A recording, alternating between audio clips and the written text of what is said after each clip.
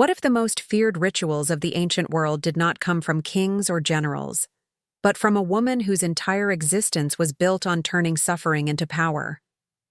Before anyone wrote her name, before her enemies dared whisper her title, people already spoke of a priestess who could unmake a human being without ever lifting a blade. And the question that haunted every soldier who marched into her lands was always the same. What exactly happened to prisoners once they vanished behind her temple walls?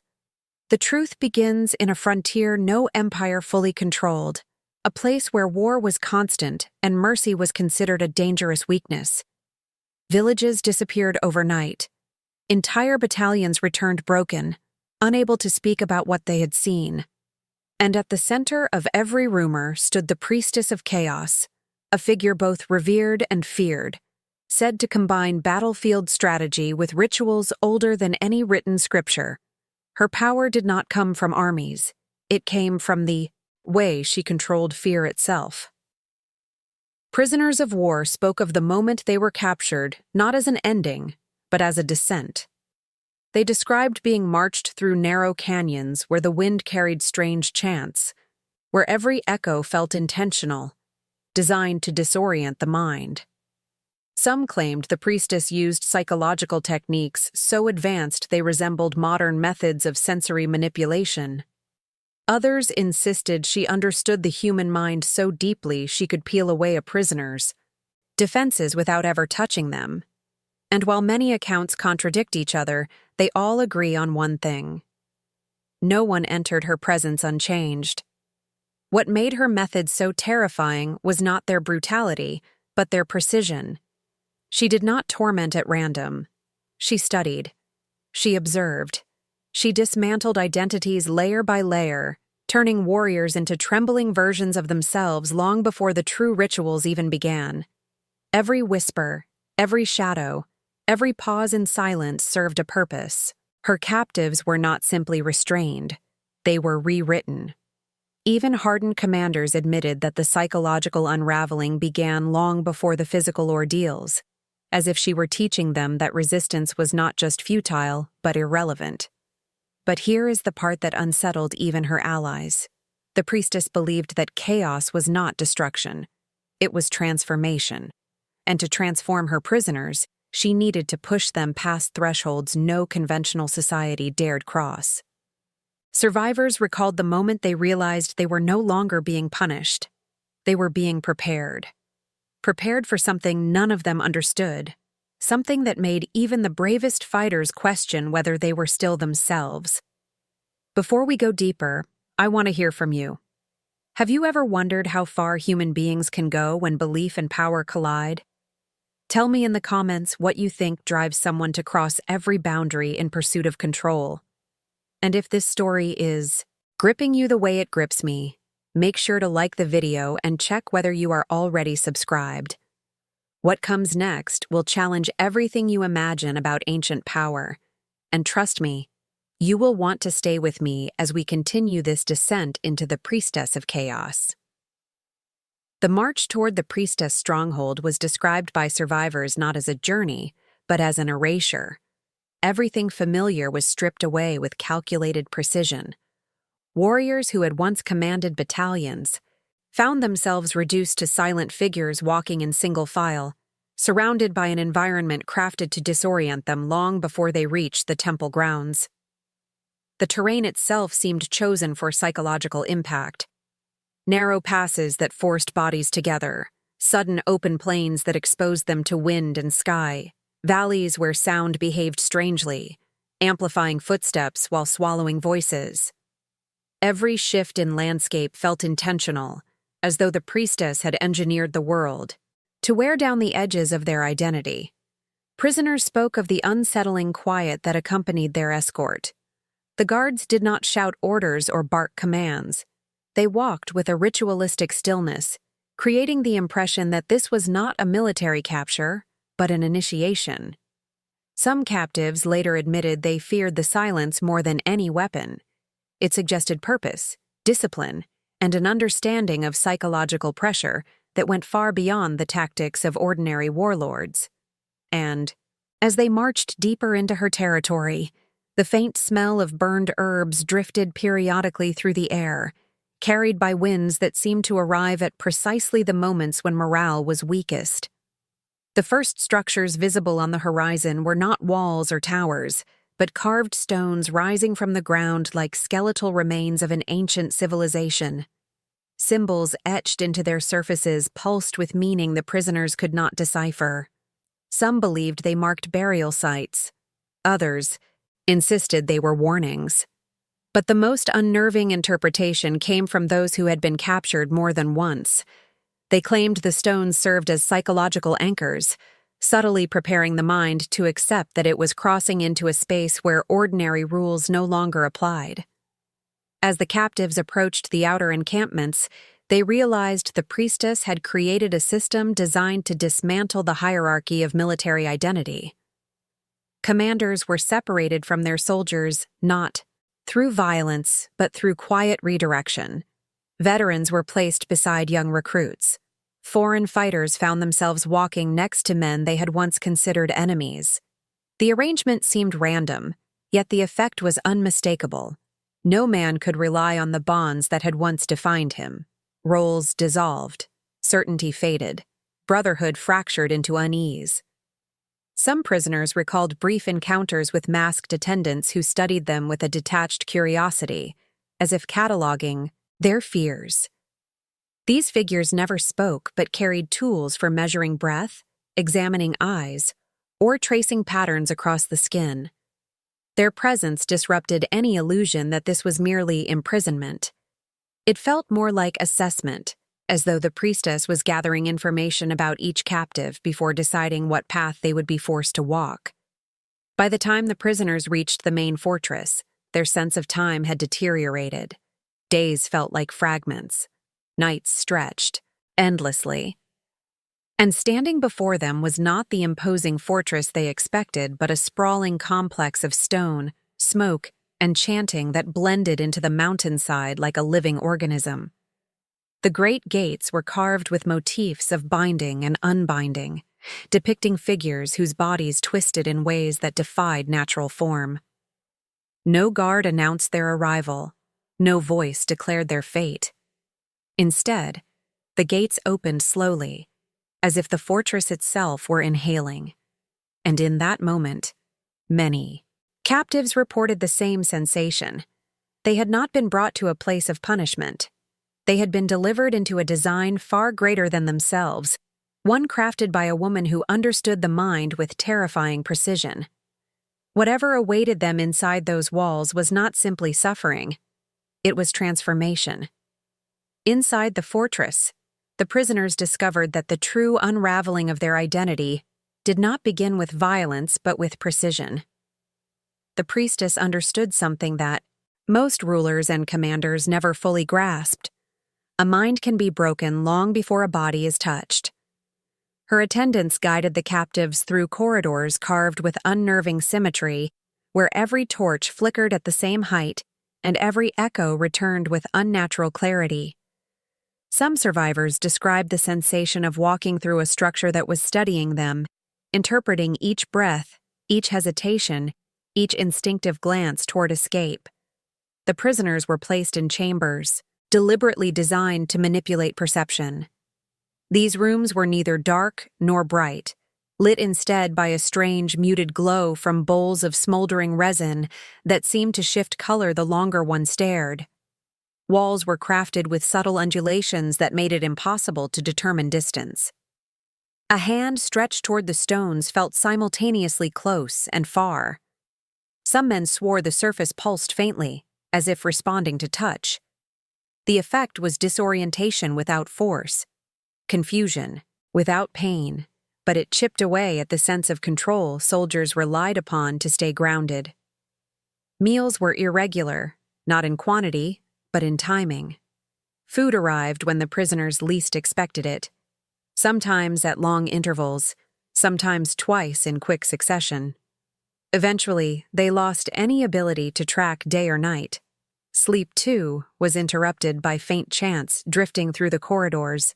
not loud enough to be understood, but persistent enough to keep the mind hovering between rest and awareness. The rhythms of their old lives dissolved. Their internal sense of time collapsed. And in that void, the priestess began her work. Attendants entered the chambers without warning, always silent, always observant. They asked no questions, yet somehow extracted information through the smallest reactions. A flicker of the eyes, a tightening of the jaw, a stutter in breathing. The captives realized, too late, that they were being evaluated not just as prisoners but as subjects in a ritualistic process.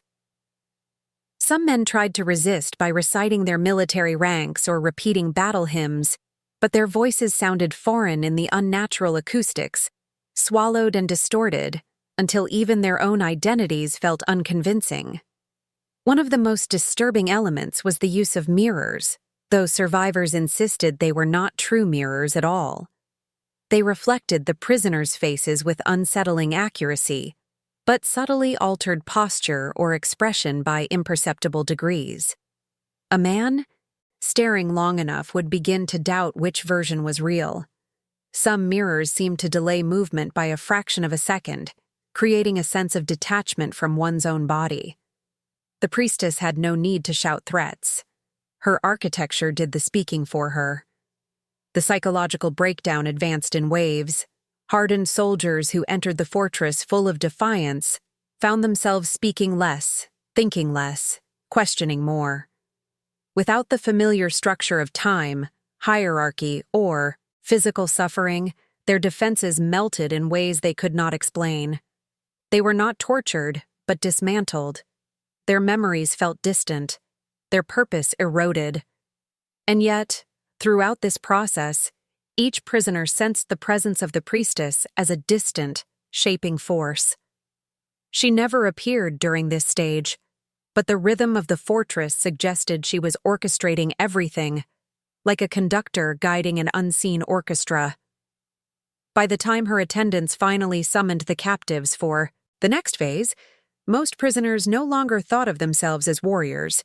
They were raw impressions of their former selves, stripped of certainty, ready to be molded into something else entirely. And it was in this fragile state that they first glimpsed the path leading to her inner sanctum, where the true rituals of chaos began to reveal their purpose. The passage into the inner sanctum began with a sound the prisoners struggled to describe. It was not music, nor chanting, nor the rumble of distant storms. It was something between a breath and a vibration, a low hum that seemed to come from the stone itself. As they followed the attendants deeper into the fortress, the walls shifted from carved patterns to smooth surfaces marked by thin channels of dark residue, as if centuries of rituals had etched themselves into the structure. The air grew warmer, carrying the scent of resin, ash, and something sharp that lingered at the back of the throat. The first ritual chamber was circular, illuminated by fire pits that cast shadows twisting across the floor. At the center stood a raised platform surrounded by metal rings embedded into the stone. These rings, survivors later claimed, were not meant for restraint but alignment, designed to position the body in ways that disrupted instinct and balance. The attendants guided each prisoner into place with unnerving calm, adjusting posture, tilting the head, raising or lowering the shoulders as though preparing them for an unseen audience. Then the priestess entered. She did not announce herself. No trumpet, no proclamation, no demonstration of power. The prisoners felt her presence before they saw her, a density in the air that pressed against the skin. When she finally stepped into the circle of light, she wore robes the color of burned earth, adorned not with jewels, but with strands of woven bone and metal that rattled softly with her movements. Her gaze traveled across the chamber with the precision of someone reading a text only she could understand. Her first gestures were small, almost imperceptible. She traced symbols in the air with her fingertips, leaving faint trails of glowing ash that dissipated slowly. The prisoners felt a subtle shift in their breathing, as if their lungs had forgotten how to follow their own rhythm. Some tried to focus on the fire pits, others stared at the floor. But the priestess drew attention effortlessly, manipulating silence like a tool. It became clear that this stage of the ritual was not meant to inflict pain. It was meant to destabilize perception and sever the last threads of resistance. She moved around the platform, whispering sequences of words in a language no one recognized. Yet the cadence stirred emotions that did not belong to the prisoners. One man felt an overwhelming sadness. Another felt anger rising in his chest without a cause. Another felt an inexplicable calm. The priestess had found a way to synchronize their minds to her design, not through fear, but through emotional dislocation. She was not punishing them. She was preparing them. At the climax of the ritual, she raised her hands, and the metal rings around the platform vibrated softly, resonating with the hum that echoed through the chamber. Light from the fire pits shifted, bending in unnatural patterns as though pulled by an unseen force. The prisoners felt a tightening in their chests, not painful, but disorienting, as if their thoughts were being pulled forward into something they could not yet comprehend. Some described the sensation as being seen from the inside out, their memories flickering at the edge of awareness. And just when the ritual reached a point of unbearable tension, it ended abruptly. The hum faded. The rings stilled. The fires returned to their natural glow. The priestess stepped back, leaving the prisoners suspended between terror and awe. They did not understand what had been taken from them or what had been planted in its place. They only knew that they were no longer the same men who had entered the chamber. If anything in this moment sparks a thought in you, tell me in the comments what emotion you imagine would surface in a place like this. Your insight adds depth to this journey, and I would genuinely like to know what you feel as we continue deeper into the darkness that shaped the Priestess of Chaos. The shift from ritual subject to living instrument began so subtly that many prisoners never recognized the transition. After the initial ceremony fractured their emotional grounding, the priestess introduced them to a new environment within the fortress, one designed not for torment, but for transformation. The chambers they entered were larger, echoing with distant sounds that were difficult to categorize. Some resembled voices, others the grinding of stone, and still others seemed to be fragments of their own thoughts reflected back at them in distorted form. Here, the attendants no longer restricted movement. Instead, they guided the prisoners into patterns of behavior through carefully constructed illusions of choice. A man might reach for a bowl of water only to find another prisoner watching him with an expression he could not interpret. A fragment of whispered sound would urge someone to walk toward a shadowed corner, where another figure stood trembling with confusion. The fortress itself became a labyrinth of mirrored intentions, and the prisoners learned that every action had been anticipated long before they made it. What unsettled them most was the sensation that they were being synchronized. Breathing patterns began to align without instruction. Footsteps fell into unplanned rhythm.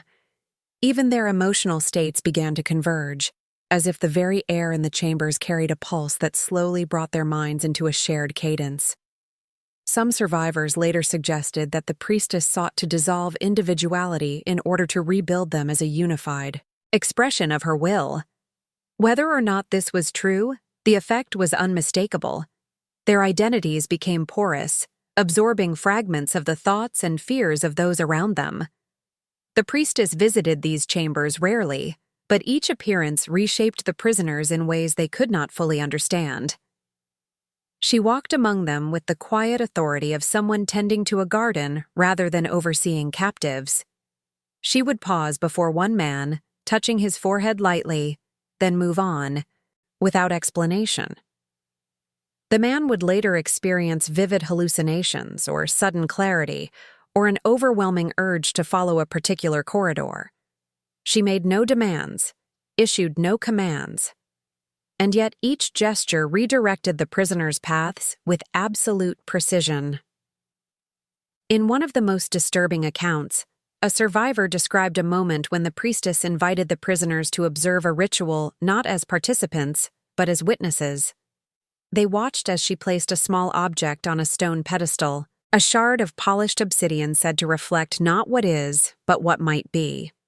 As she chanted softly, the shard refracted the firelight into patterns that resembled human silhouettes, shifting in and out of existence. The prisoners felt their heartbeat slow, then accelerate, then fall into a new rhythm entirely. Some fell to their knees without understanding why. Others felt tears running down their faces without emotion attached to them. The ritual was not directed at their bodies, but at the invisible architecture of their minds. Over time, the transformation deepened. Prisoners who once resisted began performing tasks without prompting. Those who once clung to memories of home found those memories dissolving, replaced by impressions of the fortress halls, the hum of ritualistic vibration, the cadence of the priestess steps. They were not coerced. They were reshaped. Their sense of self shifted toward something communal, something aligned with the patterns carefully woven into them. And yet, beneath the surface of obedience, a silent question lingered among the captives. If the priestess could dismantle and rebuild them at will, what purpose did she intend for them? They sensed they were being prepared for something far beyond servitude, something that required not just broken spirits, but reconstructed souls. The deeper the prisoners moved into the fortress, the more they realized that the priestess operated far beyond the boundaries of any known belief system. Her practices did not resemble the rites of neighboring kingdoms or the sacrificial traditions of ancient cults. What she performed existed in a realm that blurred philosophy, psychology, warfare, and something older than organized religion. The prisoners, now stripped of resistance and softened by forced introspection, became the raw material for experiments no chronicler dared document openly. It began with the introduction of chambers designed not to punish, but to distort. These rooms were lined with stone panels that absorbed light, leaving the air suspended in an unnatural twilight. Sound behaved unpredictably. A whisper could echo like a shout, while a scream might vanish entirely. The purpose of these chambers became clear only after the first group was led inside. As they stood in silence, the priestess traced symbols on the floor that pulsed with a faint glow, casting shifting shadows that crawled across the walls like living tendrils. What happened next defied the prisoners' expectations. Instead of invoking fear through brute force, the priestess manipulated their senses directly. She introduced scents that triggered memories long buried, forcing men to relive childhood moments alongside battlefield trauma.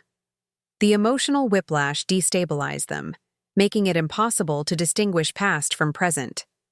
Some fell to their knees, overwhelmed by visions. Others stood motionless, staring at nothing, their minds stretched across timelines that refused to align. She then employed a practice that scholars centuries later would struggle to categorize.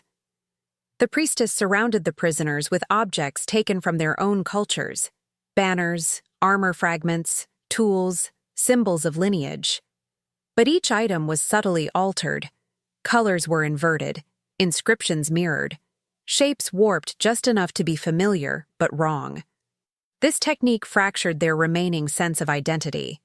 They could recognize pieces of themselves, yet those pieces no longer belonged to them. It was as if the priestess were rewriting their cultural memory, severing the ties that anchored them to the world beyond the fortress. The most disturbing stage came without warning. The priestess placed each prisoner before a slab of polished stone, its surface dark and reflective. Unlike the mirrors used in earlier phases, this stone did not distort. It revealed. But it did not reveal the face of the prisoner standing before it. Instead, each man saw an unfamiliar figure staring back at him, a version that felt both alien and intimate. Some saw themselves older, others saw themselves wounded. A few saw faces that did not resemble them at all, yet carried emotions they recognized instinctively. This confrontation shattered whatever illusions of selfhood remained.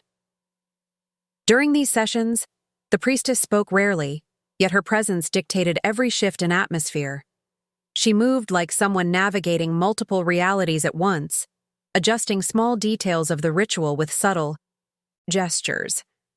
A tilt of her hand changed the rhythm of the chamber. A shift in her breathing altered the prisoner's emotional state. She curated every moment, weaving together sensory assaults and psychological fractures, until the captives no longer questioned what was real. They simply existed within her design. By this point, many prisoners no longer attempted to escape, not because they feared punishment, but because they could no longer conceptualize a world outside the priestess' influence. Their memories had dissolved into fragmented impressions, their identities shredded into pliable threads. They felt themselves becoming something new, shaped by forces they could not understand or resist. And yet, beneath the growing numbness, a sense of foreboding began to take root. The priestess had dismantled their spirits with an almost surgical delicacy. But transformation was only the first step. Whatever she intended next would require what little they had left, and the fortress walls seemed to whisper that the final phase would demand far more than their minds. The final rituals began in a chamber unlike anything the prisoners had encountered before. It was neither cold nor warm, neither bright nor dim. Instead, it existed in a state of suspended stillness, as if the air itself were waiting for something to awaken it. The floor was composed of countless interlocking stones arranged in spirals that seemed to shift when viewed from different angles. The prisoners now, hollowed and remade by the priestess' gradual dismantling of their identities, were guided into the chamber without resistance. They no longer walked as soldiers or individuals. They moved as extensions of a single trembling silence. At the center of the chamber stood a towering pillar of smooth black stone, its surface marked with faint lines that pulsed softly like a heartbeat. Surrounding it were bowls of smoldering incense that released a metallic fragrance, mingling with the residual scent of burned herbs. The prisoners were positioned around the pillar in a perfect circle, each aligned with one of the spirals on the floor. Their breathing synchronized unconsciously, rising and falling in waves that echoed through the stillness. Then the priestess entered, and the atmosphere shifted instantly. Even after days of experiencing her presence, the prisoners felt a new and unfamiliar gravity settle over them. Her robes were different now, woven with threads that reflected the faint pulse of the pillar. She walked with slow, deliberate steps, tracing a path that matched the spiral designs beneath her feet. When she stopped at the edge of the circle, the chamber seemed to exhale, as though releasing a breath it had held for centuries. Her voice, when it finally emerged, was quieter than the wind outside the fortress walls, yet it filled every corner of the space. She spoke in layered tones, each syllable resonating at slightly different pitches, creating the unsettling sensation that several voices were speaking through her. The prisoners felt their thoughts pulled toward her words, their minds bending to accommodate meanings they could not fully grasp. Some attempted to cling to fragments of identity, but the spirals beneath them seemed to drain those fragments away, leaving their consciousness exposed. The priestess raised her hands, and the pillar responded. Its faint pulse intensified, casting waves of shifting light across the prisoners' faces. Their shadows elongated, twisted, and merged with one another until it was impossible to tell where one ended and another began. The prisoners felt something tugging at the edges of their awareness, a force threading through their memories and beliefs. It was not pain, but a profound unmooring. They sensed themselves drifting away from their bodies, as if the ritual were pulling them into a shared mental landscape shaped entirely by the priestess' will. In this suspended state, visions emerged. Each prisoner saw flashes of battles they had never fought, lands they had never visited, and faces they could not recognize yet somehow mourned. These visions overlapped, fragmenting and reforming in patterns that mimicked the spirals on the floor. They began to understand, in some fractured way, that the priestess was weaving them together, merging their experiences into a single tapestry of fear, memory, and obedience. They were no longer individuals, but strands in a ritual far older than any of them had imagined. As the ritual reached its height, the priestess touched the pillar, and a resonant hum filled the chamber, vibrating through bone and thought. The prisoners felt themselves being drawn deeper into the spirals, not physically but through a force that rewrote their internal sense of self. It was the final separation of mind from identity, the moment when each prisoner understood they would never return to the shape they once held in the world. And in the instant the hum stopped, the ritual ended. No explanation, no closure. Only the lingering sense that something essential had been taken from them, and something unknown had been placed in its absence. If this moment stirred anything in you, tell me in the comments what you imagine these men became after such a ritual. I am curious to know what transformation you think awaited them beyond this chamber. The aftermath of the final ritual spread through the prisoners' minds long before it touched their bodies. When they were led out of the chamber, they no longer reacted to the fortress as a physical space. Instead, every hallway felt like an echo of the ritual, every shadow a remnant of the spirals that had rewritten their sense of self. Their steps were unsteady, not from exhaustion, but from the disorienting realization that their thoughts no longer belonged solely to them. They moved as though guided by a rhythm beneath perception, a subtle current the priestess had planted deep within their minds. This transformation did not go unnoticed by the guards stationed throughout the fortress. These were not ordinary soldiers, but acolytes shaped by years of service under the priestess' rule. They observed the changed prisoners with a mixture of fascination and caution, as though witnessing the emergence of something unpredictable. Whispers spread through the ranks that the priestess had succeeded in weaving the captives into the fabric of her power, turning them into conduits of an ancient force, rather than simple servants or victims. Outside the ritual chambers, the fortress seemed to shift in ways the prisoners had not perceived before.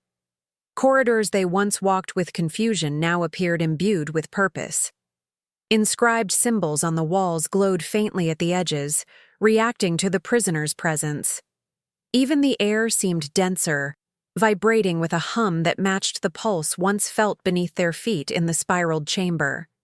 It became increasingly clear that the rituals were not contained within a single room. They radiated outward, affecting the entire structure like roots spreading through the soil. The priestess began assigning tasks to the transformed prisoners, though never through spoken orders. Each man simply knew where to go and what to do, guided by a silent directive woven into his thoughts. Some were drawn to the watchtowers, where they stood for hours without shifting, their gazes fixed on distant horizons as if awaiting signals only they could perceive. Others moved into the archive rooms, handling ancient tablets and scrolls with careful precision, despite lacking any prior knowledge of their contents. A few wandered the outer courtyards, tracing patterns in the dirt that mirrored the spirals of the ritual floor.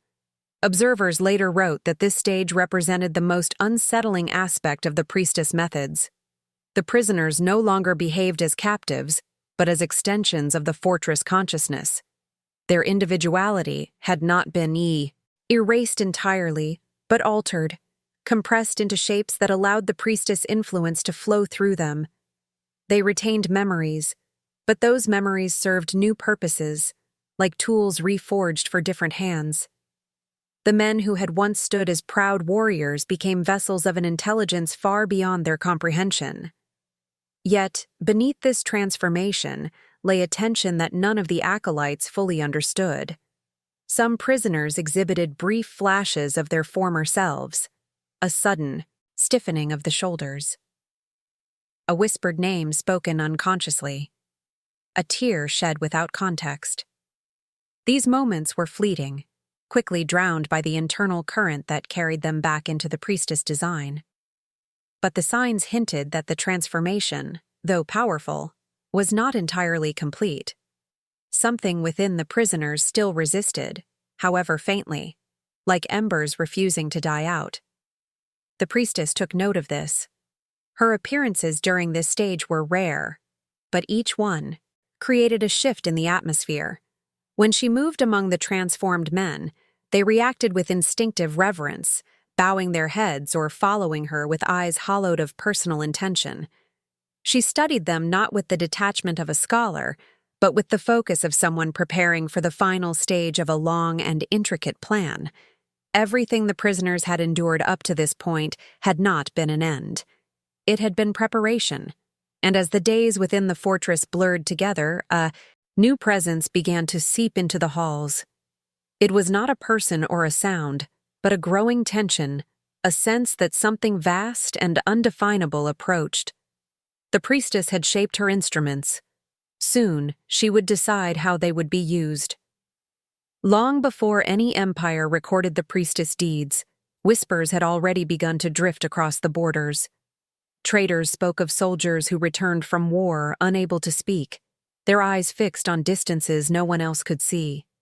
Scouts reported finding abandoned camps where fires still burned, but no bodies remained, as if entire companies had vanished into air. And in the darkest corners of foreign courts, rulers debated whether the Priestess of Chaos was a single woman or a myth crafted to explain the inexplicable. What they lacked in truth, they filled with fear. Yet some records survived, not from the priestess' own people who preserved her legacy through ritual rather than writing, but from enemy chroniclers who tried to document what little they could understand. These scribes collected testimonies from deserters, fragments of intercepted chants and sketches made by trembling hands. None of their accounts matched perfectly, but together they formed a mosaic of terror that suggested the priestess' influence stretched far beyond the fortress walls. One such chronicle described a survivor who claimed to have escaped after years within the priestess' domain. His body bore no physical wounds, yet he moved as if each step required conscious effort. When questioned, he spoke in disjointed phrases, shifting between languages he had never learned. His memories appeared compressed, layered over one another like overlapping stones. The scribes theorized that the priestess rituals had altered the structure of his mind, creating pathways that did not exist before. The survivor insisted that the rituals had not ended when he fled. They echoed through him still, shaping his thoughts, guiding his dreams. Other accounts described strange phenomena observed near the borders of her territory, animals behaving unpredictably, unseasonal changes in weather, night skies illuminated by spiraling patterns of light that resembled the markings found inside the fortress chambers. Scholars debated whether these observations were exaggerated, but the patterns were too consistent to ignore. It seemed the priestess' workings had effects that extended into the natural world, bending not just minds, but environments. The most disturbing testimonies came from warriors who had fought battles near her lands. They spoke of facing enemies whose movements were unnervingly synchronized, as though dozens of men shared a single breath. Some of these fighters fought without hesitation, even when gravely wounded, their eyes unfocused and their expressions vacant. Commanders who captured such men described them as hollow vessels, capable of speech, but devoid of personal memory. When pressed for information, they offered responses that felt scripted, as if someone else were speaking through them from a great distance. There were also reports of symbols carved into trees, stone walls, and even human skin. These spirals and intersecting lines matched the patterns found in the ritual chambers, suggesting that the priestess' influence had spread through her followers, transforming them into carriers of her designs. Villagers who lived near the borders learned to avoid certain paths, claiming that those who walked them at night returned changed or never returned at all. Whether these stories were superstition or truth became irrelevant. Fear shaped behavior more effectively than fact. The scribes struggled to piece together a coherent narrative, yet one theme appeared across every source. The priestess did not simply seek power, she sought continuity. Her rituals were not weapons, but methods for preserving something older than nations, something that required human minds as vessels. The fortress was not a sanctuary, or a prison. It was a crucible. And while outsiders debated her motives, one reality became increasingly clear. The transformations she inflicted on her prisoners were not confined to the fortress. They were seeds scattered across regions, carried by wind, rumor, memory, and the altered minds of those who survived. What she created was not an army in the conventional sense. It was an inheritance. As the years passed, the priestess legacy became something larger than any single event, ritual, or generation. Her influence moved like a silent current beneath the surface of history, threading itself through stories, symbols, and whispered warnings. Even long after her fortress fell into ruin, travelers claimed that the land around it felt altered, as though the earth carried faint impressions of the spirals carved by her hand. Some described sensations of being watched. Others heard distant humming carried by the wind. A few insisted that the ground itself pulsed softly beneath their feet, as if remembering the footsteps of the men she transformed. What remained most disturbing was not the physical traces of her reign, but the psychological ones. Regions touched by her rituals developed traditions that mirrored fragments of her methods. Patterns drawn in dust before battles, chants whispered by healers during moments of crisis, ceremonies performed in darkness before major decisions. These customs seemed harmless to outsiders, yet their structural similarity to the Yao priestess teachings raised unsettling questions. Had she intended for her influence to seep into future generations, reshaping cultures from within? Or had people unknowingly replicated her techniques simply because fear leaves long shadows across memory? Scholars centuries later examined ruins believed to be connected to her domain and found evidence of an organized system far more advanced than legend suggested. Stone chambers with acoustic designs capable of altering the perception of sound. Carvings that demonstrated an understanding of human psychology not recorded elsewhere in the era. Artifacts that blended symbolic meaning with practical function, hinting that nothing inside her fortress had been arbitrary. Every ritual, every gesture, every architectural choice had been part of a deliberate, cohesive philosophy. Yet one piece of her legacy remained the most haunting: the transformed prisoners who left the fortress and re-entered the world. They did not return as soldiers, nor as broken men. They returned as vessels of an intention no one fully understood. Some became wanderers who spoke in fragmented verses. Others infiltrated courts, shaping decisions subtly through their presence alone. A few founded secretive groups whose practices mirrored the spirals and symbols found in the priestess chambers. Their existence blurred the line between survivor and disciple, raising the possibility that the priestess did not die with her fortress. She endured through those she had remade. And so her story persisted, not as a closed chapter, but as an expanding pattern. Every generation rediscovered fragments of her myth, retold them, reinterpreted them, and unknowingly contributed to the continuity she had designed. The priestess had understood something the world would take centuries to grasp. Power does not survive through monuments or armies. It survives through transformation, carried forward in the minds of those who were reshaped. If you have traveled with me through this entire descent into her world, then you already sense how her influence stretched beyond borders, beyond time, beyond the boundaries of identity itself. And I would genuinely like to know which moment in this story stayed with you the longest. Leave a comment below using the phrase "I am with you until the end" so I can see who followed the trail fully. If this narrative resonated with you, consider liking the video and subscribing to the channel so you can continue exploring stories that uncover the hidden currents of ancient power And if you want to keep this journey going, there is another video waiting for you right here, one that deepens the world we have just walked through. Let your curiosity guide you into the next chapter.